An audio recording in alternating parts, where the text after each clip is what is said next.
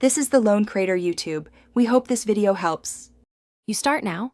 With the engine cool, set the parking brake and disconnect the negative battery terminal to avoid sensor faults. Remove the plastic engine cover by undoing a few bolts or clips. Place them where you'll find them. Once exposed, identify the airbox and follow the intake hose toward the front.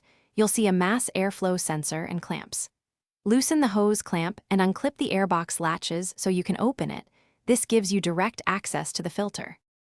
Once the airbox is open, lift the old filter straight up to avoid dropping debris into the intake. Inspect it. Heavy dirt, oil spots, or torn pleats mean replace it. While the filter is out, inspect and vacuum the airbox cavity and intake snorkel. Remove leaves or water using a lint-free cloth and a small vacuum. Make sure the housing and sealing surfaces are dry and undamaged. If your vehicle has a separate lower tray, remove and clean that too before installing the new element. Place the new filter into the housing with the same orientation as the old one. Most have an arrow or molded edge to guide placement. Make sure the filter gasket seats evenly against the box.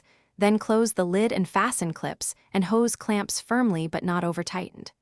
Reinstall the engine cover and reconnect the negative battery terminal.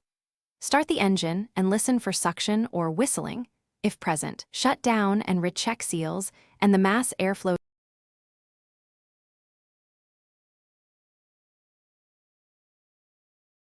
Thanks for watching. Consider subscribing if we helped you.